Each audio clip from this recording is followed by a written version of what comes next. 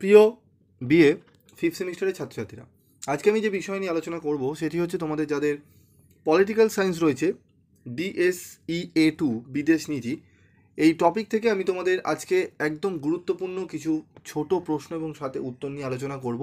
তো ভিডিওটি প্রথম থেকে শেষ পর্যন্ত মনোযোগ সহকারে শোনো এবং ভিডিওতে বলা প্রশ্নগুলোর উত্তরগুলো তোমরা একটু ভালো করে দেখে প্র্যাকটিস করে নিও। তো প্রথমেই দেখো, বিদেশ নীতির সংজ্ঞা দাও। খুবই গুরুত্বপূর্ণ প্রশ্ন, 1 নম্বরে এটা আসার সম্ভাবনা প্রবল রয়েছে।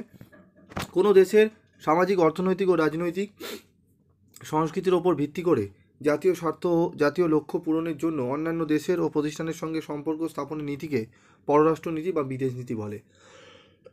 বিদেশ নীতির দুটি নির্ধারক হলো ভৌগোলিক অবস্থান, অর্থনৈতিক সম্পদ। কূটনীতির সংজ্ঞা দাও।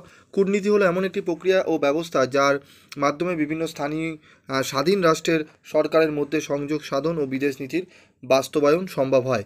কূটনীতি ও পররাষ্ট্রনীতির মধ্যে পার্থক্য: পররাষ্ট্রনীতি হলো একটি রাষ্ট্রের পররাষ্ট্র সম্পর্কিত নীতি, আর কূটনীতি হলো সেগুলি কার্যকর করার পন্থা, পদ্ধতি বা কৌশল। পররাষ্ট্র নীতির মূল উদ্দেশ্য কী? জাতীয় স্বার্থের সংরক্ষণ এবং সম্প্রসারণ। ভারতের পররাষ্ট্রনীতির মুখ্য প্রবক্তাকে জওহরলাল নেহেরু। শীর্ষ কূটনীতি বলতে কী বোঝায়? যখন কোনো সমস্যার সমাধানের জন্য কোনো নীতি গ্রহণের উদ্দেশ্যে বিভিন্ন রাষ্ট্রের রাষ্ট্রপ্রধান কোনো একটি সম্মেলনে মিলিত হন, তখন তাকে বলা হয় শীর্ষ সম্মেলন। যে তোমাদের প্রশ্নগুলো দেখে দাও। ভারত ও নেপালের মধ্যে শান্তি ও মৈত্র চুক্তি কবে হয়?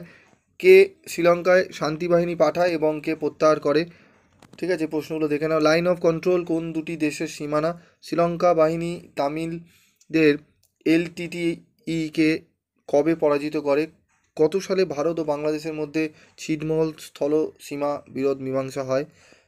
গুজরাল মতবাদ কী? লাহোর ঘোষণাপত্র কী? ভারত ও আমেরিকা অসামরিক পরমাণু চুক্তি কবে হয়? পূর্বমুখী নীতি কী? জয় জওয়ান জয় কিষাণ স্লোগানটি কার? উত্তরগুলো দেখে নাও। গরিব হটাও স্লোগানটি কার? দিল্লি চুক্তি কবে কাদের মধ্যে হয়? অপারেশন পবন কি? উত্তরগুলো তোমরা একটু দেখে নাও ভালো করে।